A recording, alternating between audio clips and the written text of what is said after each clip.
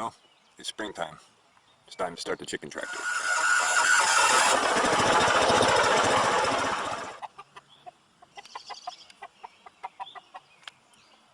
Ah, yes. She purrs like a rooster.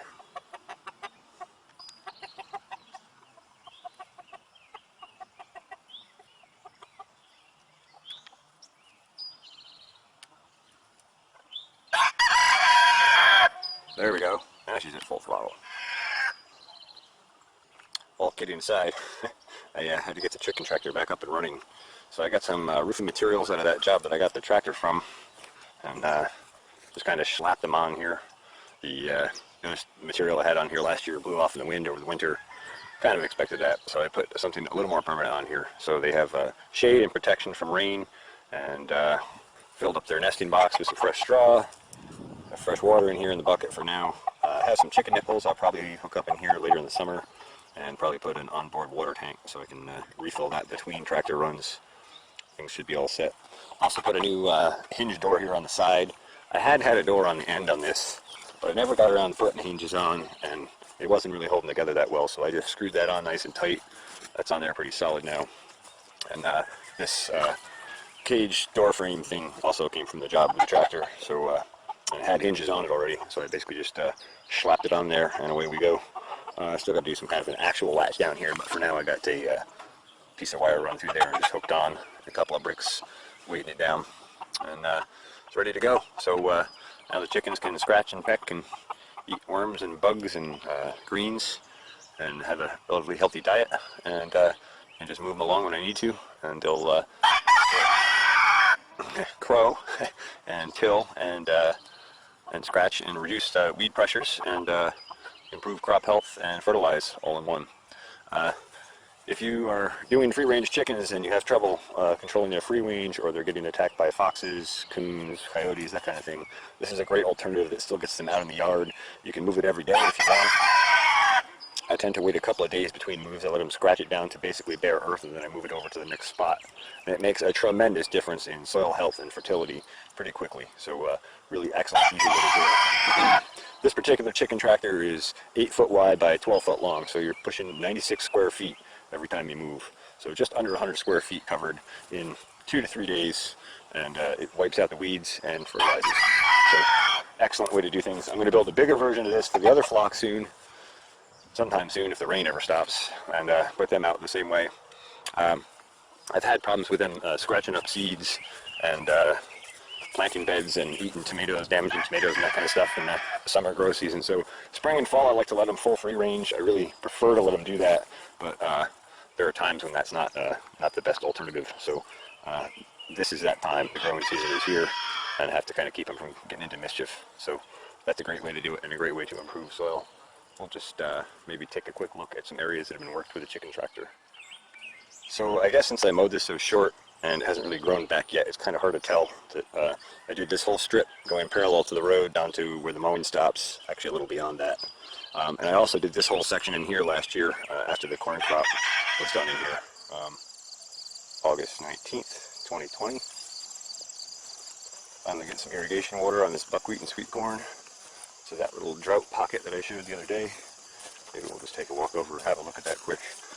That little drought pocket that I showed the other day is getting some good moisture, and that should help it bounce back and recover and grow a little better. The irrigations are already starting to perk up, but you can still see the wilting in here, and you can see how dry the soil was and still kind of is.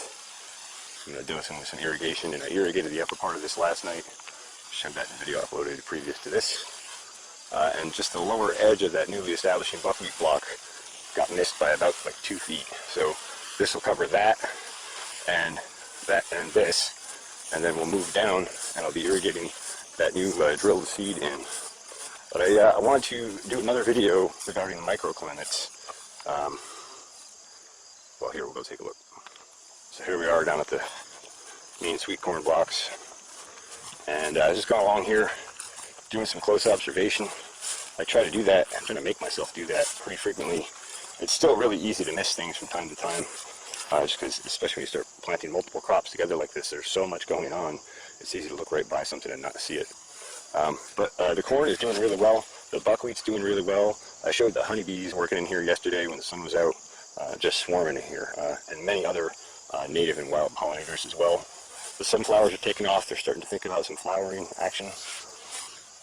But regarding monitoring your soil and paying attention to subtle cues that the plants are telling you in that soil, I just wanted to point out here, I actually track my grow areas for all the years that I've been working in them. I track what I've been doing on them, and I usually do that through a combination of AutoCAD mapping software and Google Earth. More and more so as the Google Earth Pro tools are getting better, I'm leaning to Google Earth because it just provides that update imagery without a lot of messing around, from capturing that imagery, bringing it over to an AutoCAD program, and then scaling it appropriately to fit my working area.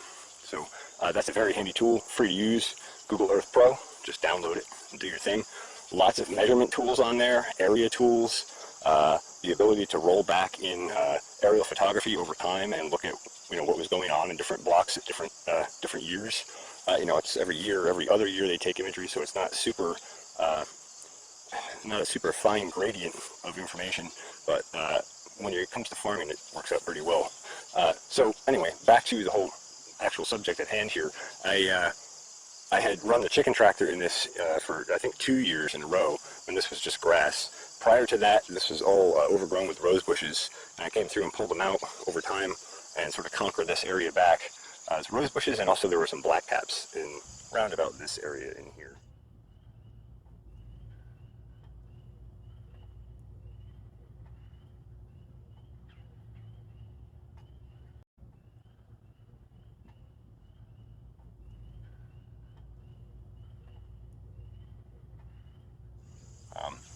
So after the chicken tractor last year, I did a buckwheat cover crop in here, and that worked out reasonably well. And now this year I've put this group of crops in, sweet corn, buckwheat, underneath is some sweet clover, in the edges is some orange Hawaiian marigold, you can see those sticking out here and there, and sunflower. So sort of a high diversity multi-species cover crop and production crop and honey crop all in one. Anyway, as I ran the chicken tractor through here a couple years ago, there were a couple spots where I had just gotten too many things going on the farm, and I didn't get back to move the chicken tractor as fast as I should have.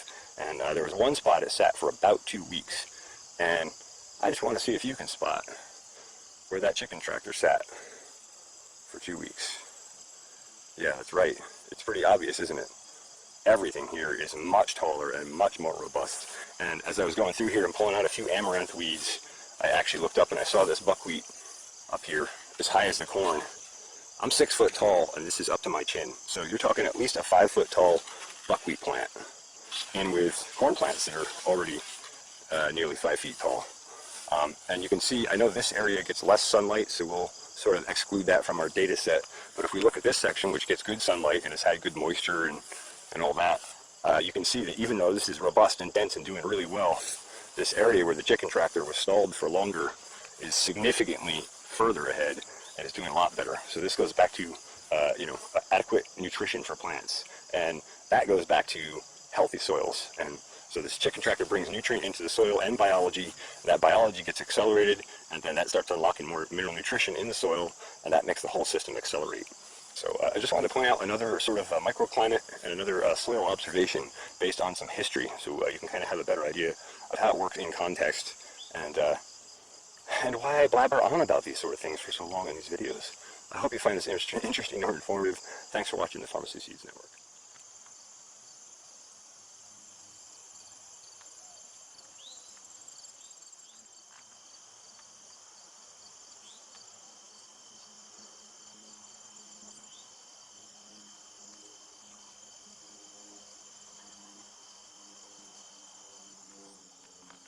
September 2nd, 2020.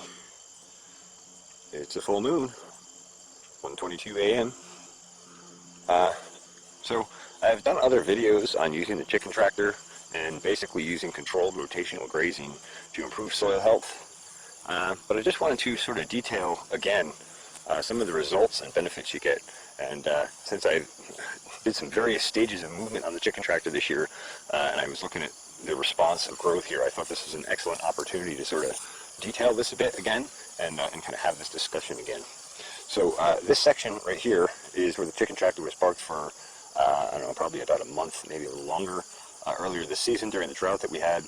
I just hadn't gotten around to moving it, and time pressures were kind of crazy, so it kind of sat here for a while. So tremendous amount of manure buildup in here, and they scratched this down to completely dead, bare earth, and it stayed dead and bare in that drought for, I don't know, a couple of weeks at least before even any of these weeds sprouted up.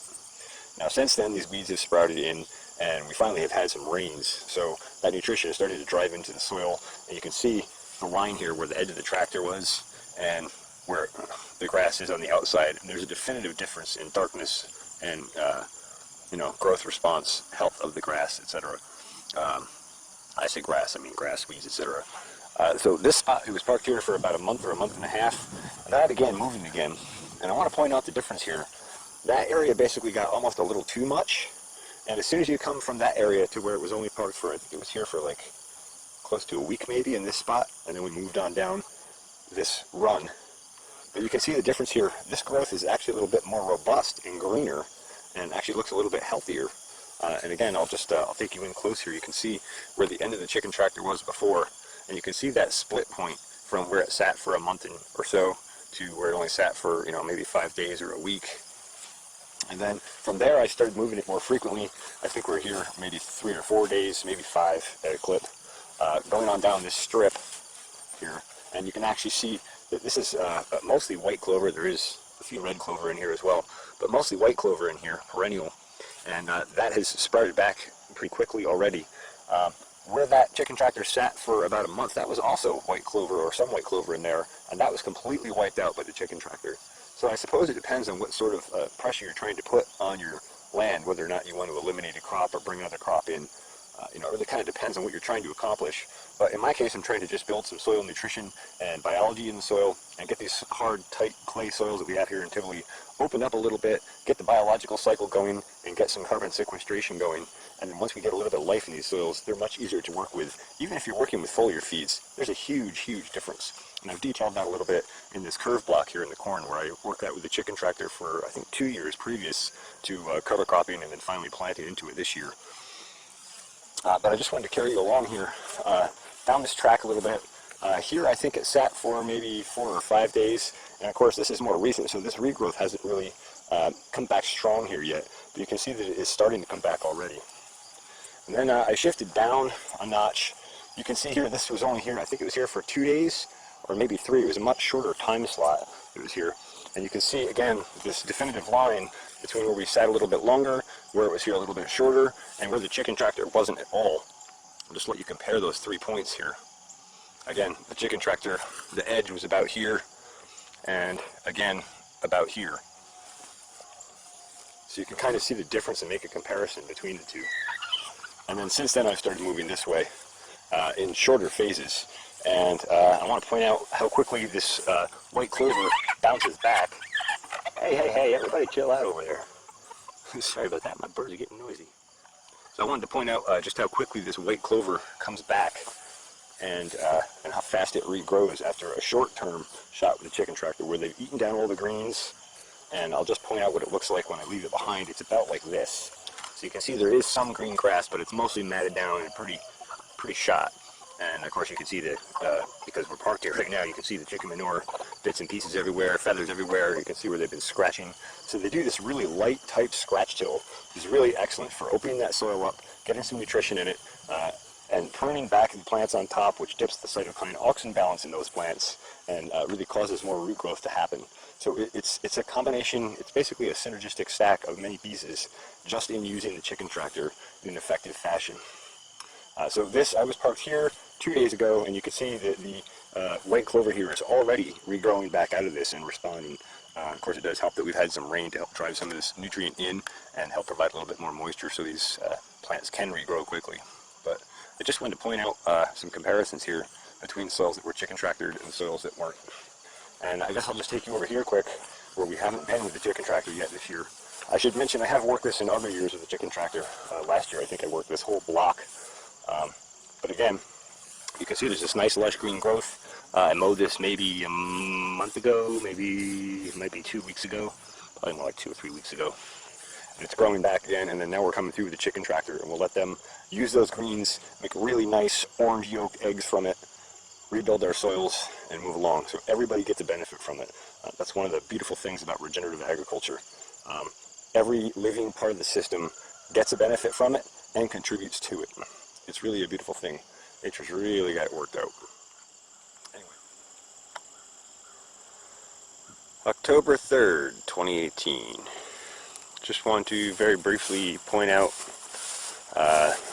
what an area looks like after you've chicken tractored it and it's had time to grow back in. I can see it here pretty definitively. I hope you can see it on the camera. But you can see that this strip between like right about here and the road edge up here is much denser and greener and thicker and lusher. And this is the strip where the chicken tractor ran earlier this season. And so you can see there's a big difference in a very short distance change here between the two different grass types, the thickness, the darkness, and the health and vigor of these plants. This is how you can really have an effect on soil with no tilling and no real heavy impact. Just bringing the chicken tractor through and letting them work the soil makes a tremendous difference. And in fact, the soil is in so much better shape already that tomatoes that were here from 2 or 3 years ago, those seeds have germinated and volunteered and come up in here. I believe these are baby Romas in here. I probably will not transplant these out to the greenhouse. I don't really have a need for them. But I just wanted to show another example of what happens with chicken tractors and how you can really build soil in a very strong and positive 2020. Here we are down at what I call the South Block. I'll kind of navigate you through this with some aerial imagery for support.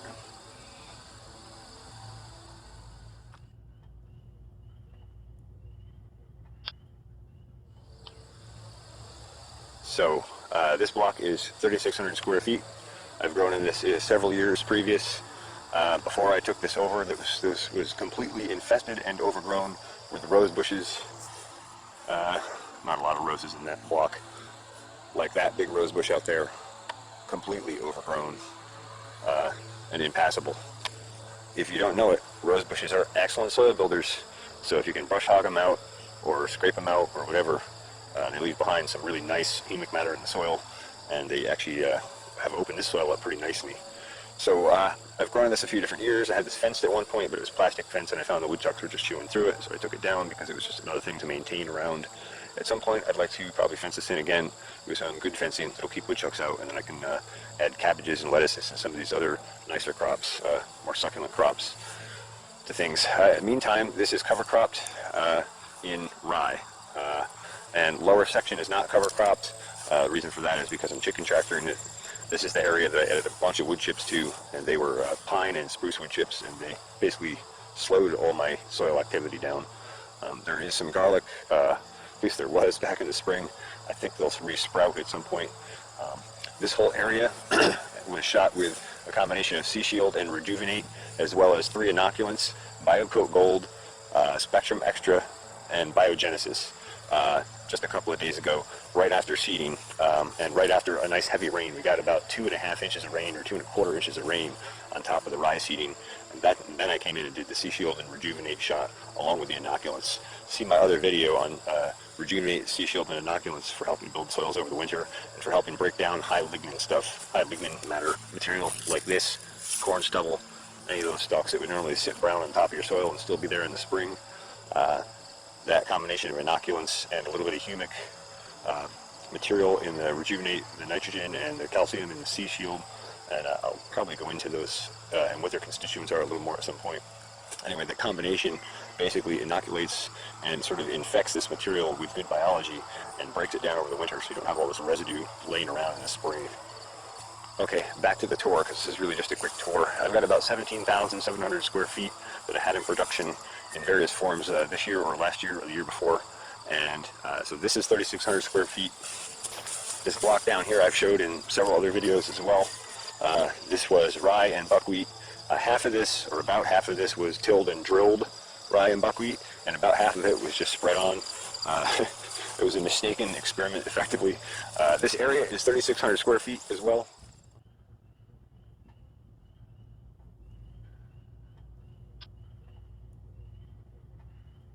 If I said that or not.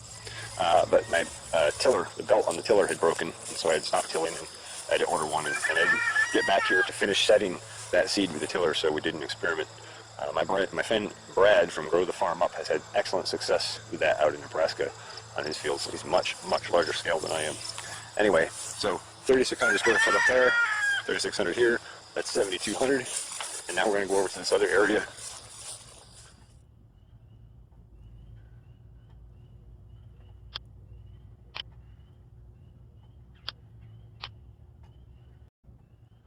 Which I call the corn block area. Last couple of years I've planted 4 different blocks of sweet corn in here at 25 by 25 per block in stages. I did that again this year. And I was cover cropping with buckwheat underneath. And what else? This year I added some sunflowers on the edge, both for soil building and for pollinators. And you know, all the other awesome things that they fill in. This also was recently planted. Again, I talked about that in another video.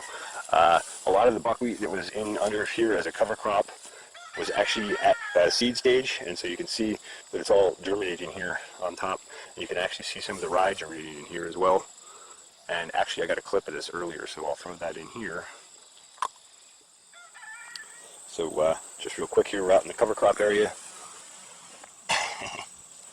And some of these Austrian winter peas didn't drill in all the way, but they're germinating, so that's a good sign. And we also have buckwheat germinating here that was reseeded from itself. And I think that might even be a rye seed germinating. So looks like our cover crops are taking off. And I had somebody asking about worms on Comrades and Farms a couple of weeks back. And they were asking about importing worms or buying worms. And I said, you know, you can do that, but it doesn't make sense, because if you set soil conditions right, the worms will come in. Worms are in the soil already. You just got to give them an environment to come in. And this right here is a hole from a worm where a worm came up out. You can see all this excavation here around that hole. That worm drilled that all out, and you can tell it was a pretty good sized worm. And this proves my point that if you provide the right environment, the worms will come in. You'd be amazed how many worms will come in when you do it right. And I know John Kempf talked about a farmer who had worms come into his, I think it was his onion fields. In fact, I'm pretty sure it was his onion fields. And they had set out some very small onion plants, and the worms were actually coming up and stealing the onion plants and taking them back under the soil and eating them. So you can actually get worm populations so high that they could become a problem. I want to see a good example of what wood chips do in combination with weeds for earthworm activity. Look at these guys just blowing through trails here. They're everywhere. And there's earthworm castings right there. And I mean, they're everywhere.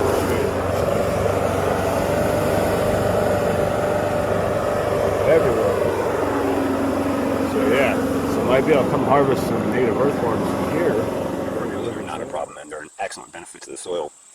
Just so people know, across the worm, biologically in the soil, is sort of like a cross between a chicken and a cow from the digestive tract standpoint. Now, if you don't know anything about cows or chickens, they both have some really excellent biology in their gut that is also excellent for the soil. And let's just always remember that the soil is the digestive tract of the plant. And I talked about this worm stuff a little bit, and my friend Brad from Grow the Farm Up chimed in. He said there was a huge sort of scam market. I think it was back in the 90s or the early 2000s out in his area, out in the Midwest. He's out in Nebraska. He's an organic seed breeder. And he was talking about people going around selling worms to the farmers, which is, it's really kind of a joke, because you can get the worms to come in. All you got to do is provide the environment that they need, just like anything else. Growing healthy plants, same thing. Provide the environment, the biology, and the nutrition. Make it available. They'll do the rest of the work for you. Okay, so 25 by 100 planted in rye, Austrian winter pea, and by default buckwheat. That'll be cover cropping over the winter. That puts us at 9,700 square feet. Next, we'll go over here to the curb block.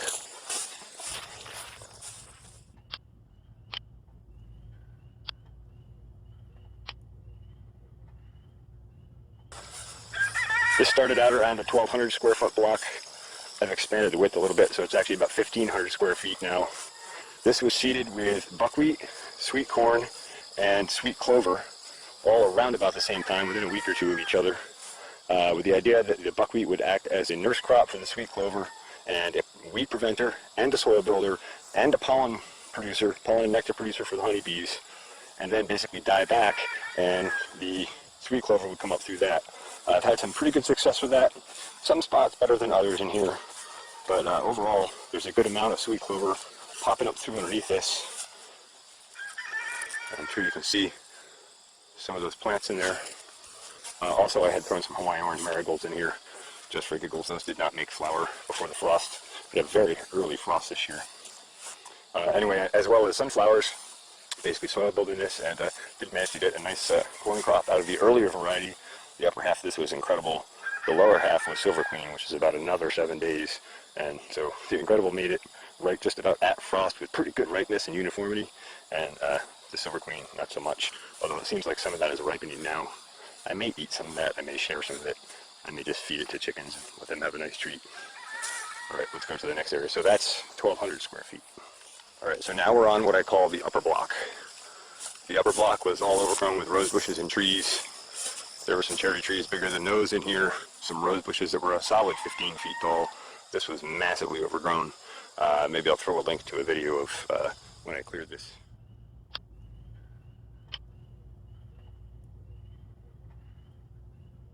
Anyway, I cleared this out with a machine, thanks to my good friend Matt, loaned me his tractor, back before I had a tractor. I cleared this out and planted a good majority of it to sweet corn first. And look at Ken Chapman. He had a balloon. He caught right with his bare hands in the cockpit. How about that?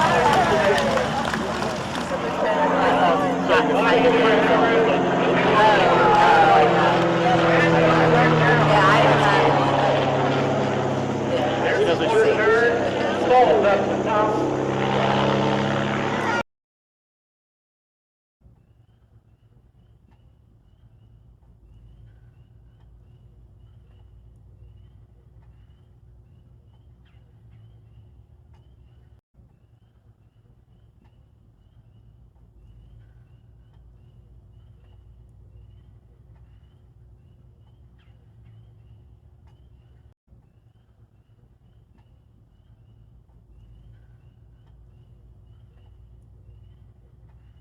(9/27/2016). We had a little shot of rain last night, nothing major, maybe ½ inch, maybe an inch, not really sure. Helpful for sure, but we need a lot more, and we have more in the forecast this week, so maybe we'll start replenishing our low water supply. Meantime, I've been busy tending the sweet corn and harvesting that. And I've grown this successfully and done nutrient drenches and foliar feeds and all that sort of stuff. Let's see, I think we cleared this in 2016, so I put it in production in 2016, so 4 years now. Some of this has grown garlic before. This has had all sorts of crops in it. Potatoes, the list is really long. Anyway, this is the first year I've done any real cover cropping in it. I guess I did put some buckwheat in last year, but it was sort of a beginner's attempt. It was successful, but this year I'm more focused on the cover crops. So this is all grown into buckwheat, as you may have seen in previous videos. That was rolled down, then mowed down, then tilled in. And prior to till in, I seeded this down with rye and Austrian winter pea. Over here is another experiment. This is strictly rye seeded down in here, and I came through and seeded by hand so that the spinner on the seeder doesn't get tangled in the buckwheat stalks. And then I rolled this down with a roller on top of the seeding. We'll see what it does. I'm curious to see. Anyway, this was all cover crop this year, and you can see I snuck some more sunflowers in here to support pollinators and help build soils, and also provide some high quality sunflower seed for next year, because I want to put a lot more of those in. I'm really finding they're super beneficial for pollinators, especially honeybees, especially late season. Alright, this area is 4,500 square feet. This also includes the area where I do tomatoes. On the other side of the tomatoes, there's actually potatoes and onions in that giant massive weeds. And you can see, even after having a very cold frost, it did a good amount of damage to the tomatoes. I've come back, I've thrown a couple of foliar feeds on those, and we got some nice ripening red tomatoes coming on. They are absolutely delicious. There's some cherries. And there's some crimson beef sticks. 4,500 square foot to that. Oh, and I guess while we're here, I'll just show you. We got lots of worm activity here. These are worm castings here sitting on top of the soil. Boom, boom, boom, boom, boom. So you see, like I said, you don't have to add worms. All you gotta do is provide the environment for them, and they'll come in and they'll build your soil for you too. Leave behind their castings. They increase calcium, they increase nitrogen, they put all sorts of biology in the soil. Excellent, excellent tool for building soils. Never hurts just to stop for a minute and enjoy a beautiful sunny afternoon with the sunflowers in bloom. Gotta enjoy it while we can. Won't be long, it'll be blowing snow and ice out here. Ugh.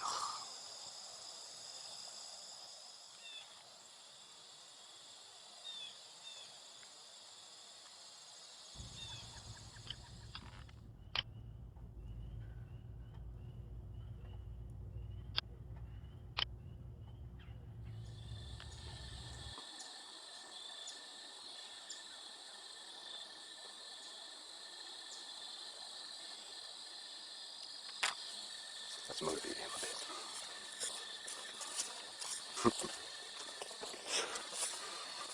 Okay, this area is the final area in cover crop. This area is 2,000 square feet, bringing our total to 17,700 square feet in cover crops right now. Or, I guess cover crops or chicken tractor. There's that one little section up there that's in chicken tractor.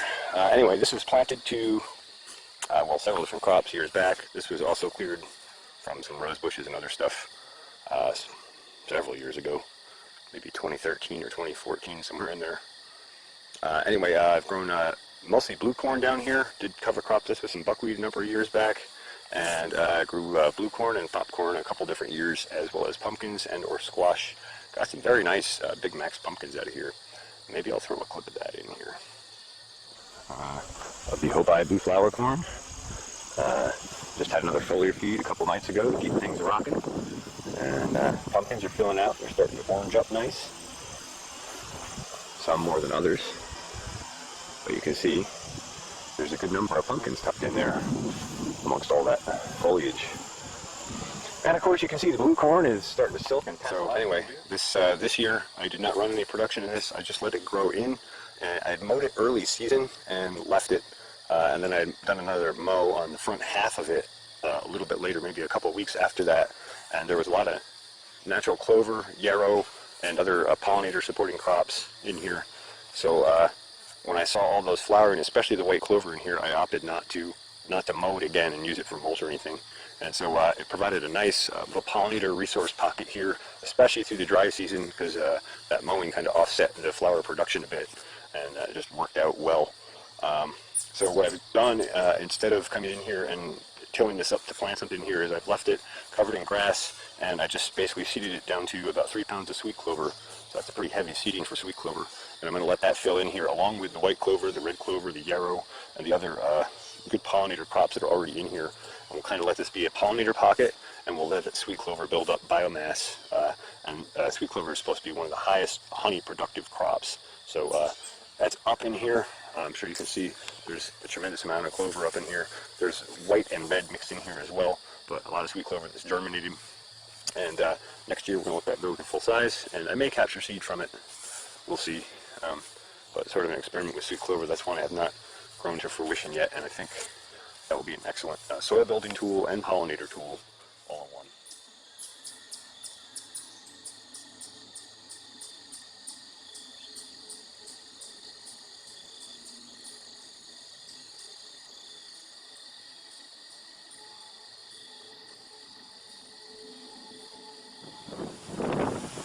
October 7th, 2020. I apologize for the wind noise. Just want to do a quick follow-up after putting the entrance restrictors on yesterday. We have some heavy winds inbound today. They're saying 15 to 30 with gusts up to 50.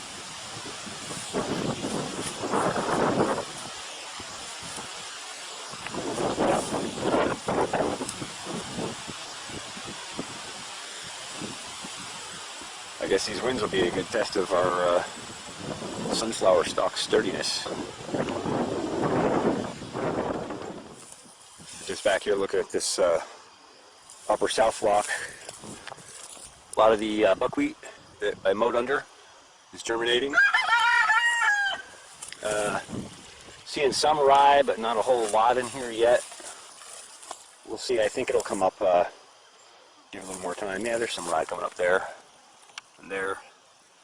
So that's coming in. So that's good. We're going to go over and look at the corn block. I'm really excited about what's going on over there. Okay, I know I've been doing sort of a video on this every day, but the progression is kind of daily, so I'm going to kind of keep up to date. I'll probably come back and do some sort of a time-lapse video out of this. But I just wanted to point out, I've pointed out 1,000 times now probably, the buckwheat's doing really well, the rye's doing really well, but now today, we're starting to see the Austrian winter pea come in. There's one right there, there's one there, and there, and there, all through here. So that's really exciting. Even though that seed was from 2016, it's germinated, it's growing, and that's going to give us a nice legume cover crop over the winter to help continue fixing nitrogen. And from what my friend Brad from Grow the Farm Up says, that's an excellent tool as far as the cover crop goes. There's another couple ones that are up. Really excited about that. So, just thought I'd get another clip. Guess while I'm out here, we'll just take a look at the chicken tractor zone. You can see where I was here a week or two ago, growing back nice and green. There's even some red clover showing up in here and flowering out already. I mean, that was where the chicken tractor was, and it's popped back out and flowering. So, amazing how fast things recover from the chicken tractor. And I just wanted to show this mulch material down here. You can see a lot of this pine and spruce type stuff. The tannins in that are really slowing that activity down. But when I did the Sea Shield Rejuvenate shot on all the other cover crop blocks, I also shot this. And you can already see that microbial activity happening in and on these wood chips. This is way lighter than this piece of wood should be. It's starting to break it down. And underneath here, you can see that is some really nice dark soil in there. So despite not growing plants so great the last couple of years, we are building the soil. Capturing sunlight and sequestering it in the form of carbon. And anytime you add carbon to the soil, you're increasing its ability to hold water, and you're increasing its ability to support plant life. So ultimately, that's what we like to see. But there are times when we don't want a lot of plants growing up around another kind of plant who's very sensitive to weeds, like garlic or onions, for example. They don't want competition. I think I read once that for every week of weed competition around, say, onions, I think it was a 2 or 3% loss of yield by the end of the growing season. So in the event where you have something like that, you can do crazy things that I do, like till, and not necessarily do that much damage, because immediately after you plant it, you come in and cover it with a heavy mulch. When you cover it with a heavy mulch, you're protecting the soil, you're protecting the microbes. And you can see when you look down into this mulch, there was a straw mat here, and that straw mat is almost completely decayed already. There's a little bit left, but it's pretty much gone. And you can also see all these little worm castings here. See all these little balls where the worms have come up through?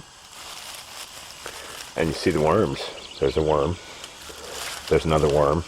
I just want to say that my plan next year is to start heavily cover cropping. Like in the fall, after I harvest these potatoes, I will seed down a heavy cover crop on this.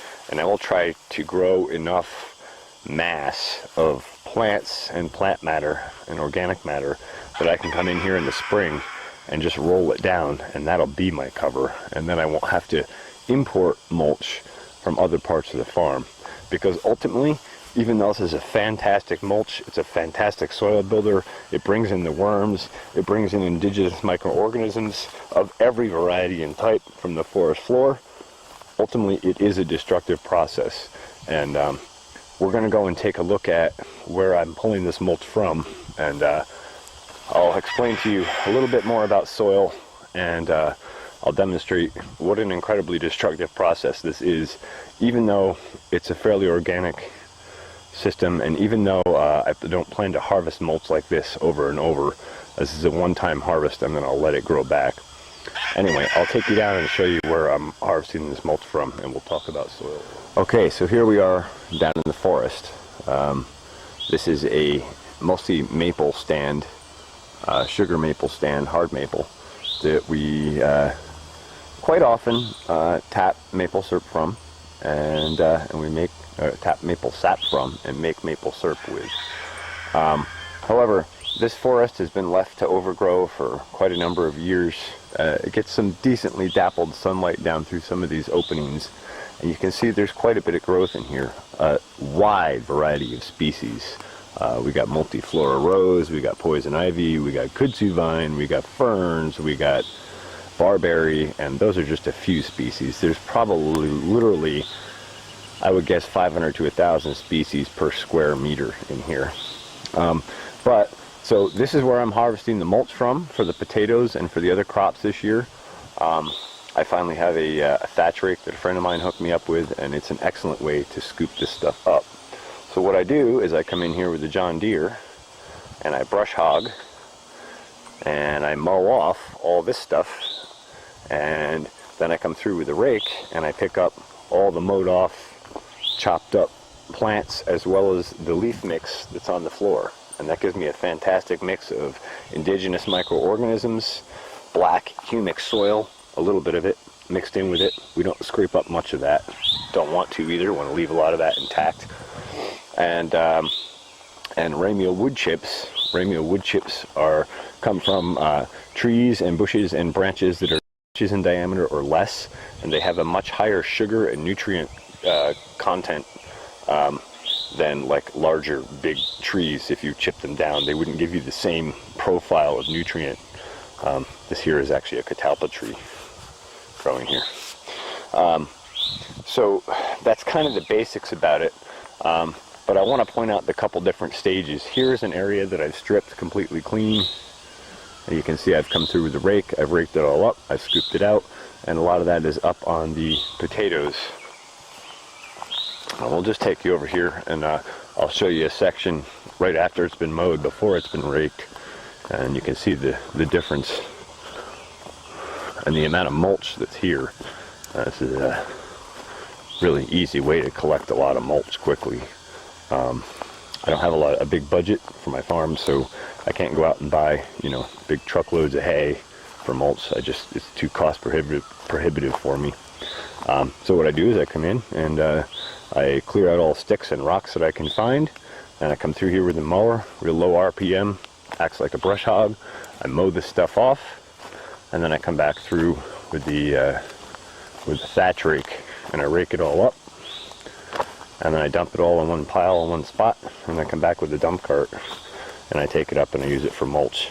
So this is what we end up with, big piles of this stuff like you saw up top, and you can see there's a mix of green and brown both in there, and as well as the chipped up barberry bushes, rose bushes, all that kind of stuff.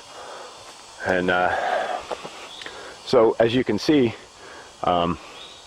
it's an incredibly destructive process to the understory of the forest, and so I'll only do this 1 year.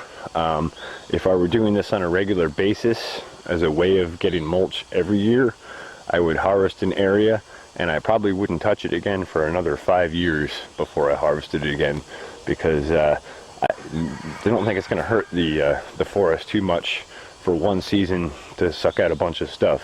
But if I were to keep doing that, I'd be depleting all of the nutrition that the forest is feeding itself with from the leaves, and we don't want to deplete the forest of that. Anyway, that's the basics about it. This is the thatch rake my friend Dave hooked me up with. This is an excellent tool to have. So it's basically just a sweeper. You can see all the vines. Every so often I got to go through and clip these vines out, because in here you pick a lot of that stuff up. But I just go through with the sweeper. This whole thing fills up. When it fills up, it's got a tilt dump, so I can dump it right from the machine. Sorry, got the camera. Like so, boom, it dumps out, and I move on. So it's a pretty efficient way for me to get mulch right now. All right, one more thing. We're going to go take a little closer look at the soil. I want to talk about the different parts of the growing part of the soil, shall we say. We're not going to get deep into subsoils or geology right now, but I do want to show you a sample of the soil and explain the different basic components of soil.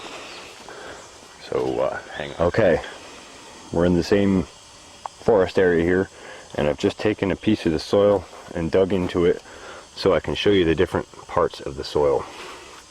So in the soil we have 5 major spheres. Okay, the top part where all this decaying is happening, and there's all that dark matter on top, and there's all that black stuff, and all this forest material is rotting down into it. That's called the detritus sphere. Okay, then below that we have the porous sphere.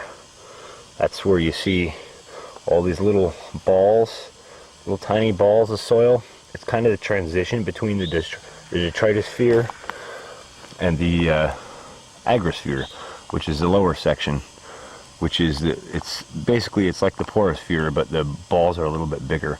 This isn't the greatest example in this spot here, but you'll get the idea. Okay, so we have detritus sphere, porous sphere, agrosphere.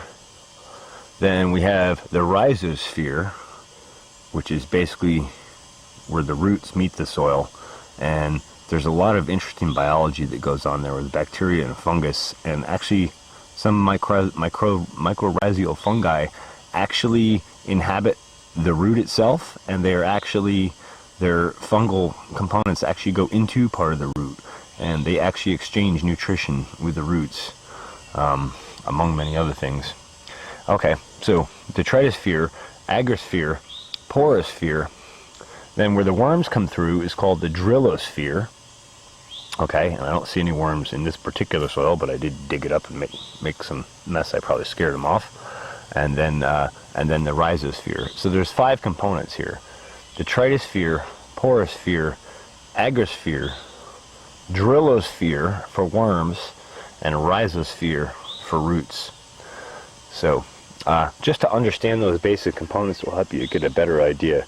And truly healthy soils should have a porous sphere and agrosphere that goes down quite a ways. This is a very clay soil. It's a very hard soil. I think you can see that here from my shovel divot where I came through. And so it's a fairly tight soil, and it's not all that deep. But you'd be amazed what roots can do when they decide they want to get down in there and get nutrition from the soil. Just put the chickens on a new chicken tractor block, and they're very happy to have some fresh greens. And I'm sure they'll chew this up nice and quick too, and we'll move them to the next block. Yeah. So here's a great example of a sunflower that was growing relatively well, and then after I gave it that foliar feed with some accelerate and some other trace mineral nutrition, it was so inspired that it threw another flower head right out of the flower head. I've never seen that before, but that's pretty cool. I suppose that could come from a genetic anomaly as well, but I really don't think it is. I think that's a nutritional component. I've noticed if you give the sunflowers the trace mineral and hormonal nutritional support that they need to really support good flowering and fruiting, earlier in their life cycle, they tend to throw out way more flower, way more bud sites, and produce more flowers. And I find if you catch it later in the season, you get this sort of effect where you get flowers that blow up late in the cycle. Yeah, like this one here. This is a great example of that. This variety, if you support it nutritionally from early in the life cycle, this whole thing will really help with flowers. I hope you can hear me over the wind. But in this case, it was caught late, and so it did throw those extra flowers out, but much later in the life cycle, and they tend to be more toward the top of the plant. I'll bet that's got something to do with the auxin cytokine balance on the plants. Again, here's another example of this. Like I said, normally the hormonal and nutritional support, if it's right from the beginning, you'll see this flowering all the way down the stem to, within a couple of feet of the soil. Just an interesting thing to know. August 31st, 2017. Well, Today's talk is a little bit about perspectives and a little bit about plant biomass, and specifically as it relates to roots. So I was looking at the sunflower. I think I've mentioned in other videos, this has had foliar feeds along with the peppers and tomatoes, so it's been treated pretty much the same as those two, and those have had a little bit different nutritional program between them, but overall pretty similar.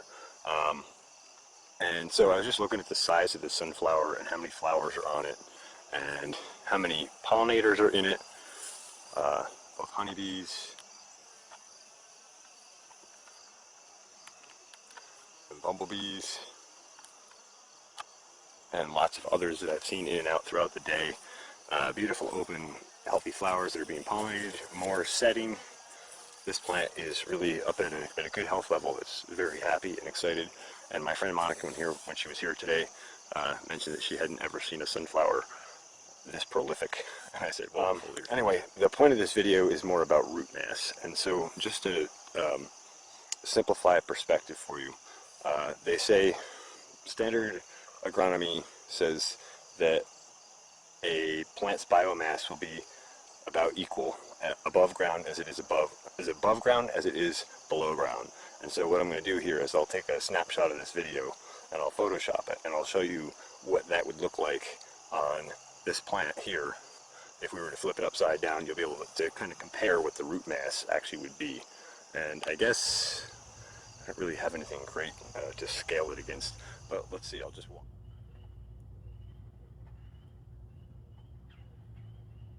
up to it. I'm 6 foot tall, and I put my hand all the way up and the plant is still above that, and I know my hand can reach an 8-foot ceiling with no trouble, and probably could touch a 9 if I stretched on my tiptoes. So I would say this plant is probably 9 feet tall. And so I haven't looked intensely at the root structure of sunflowers, but I will say that if you were to just take that concept and flip the plant upside down,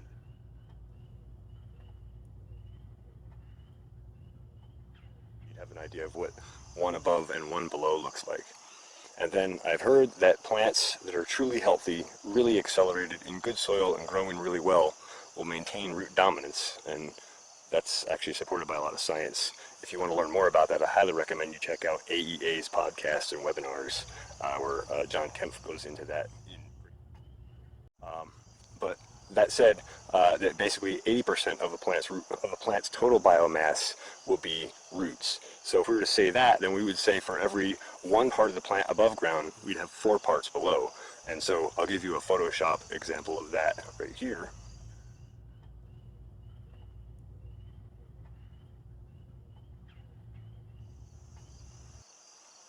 And so really the concept I'm trying to illustrate here is that truly healthy plants have a much larger root system and maintain a much larger root dominance, and therefore have a greater effect on the soil.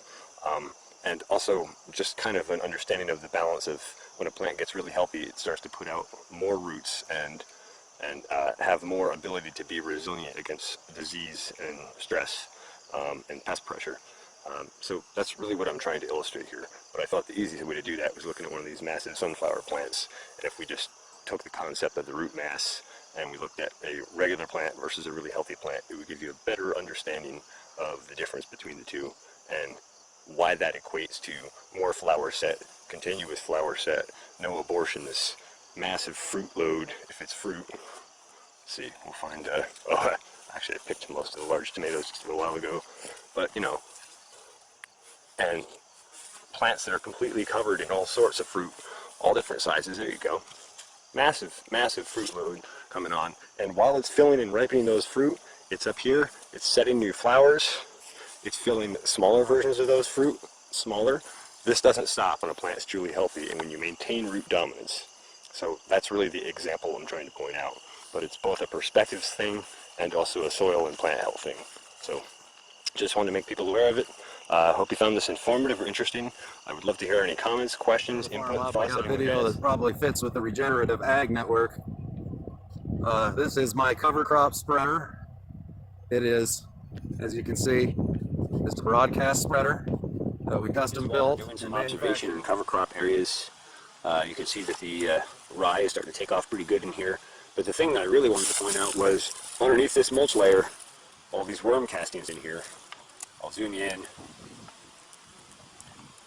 All through here.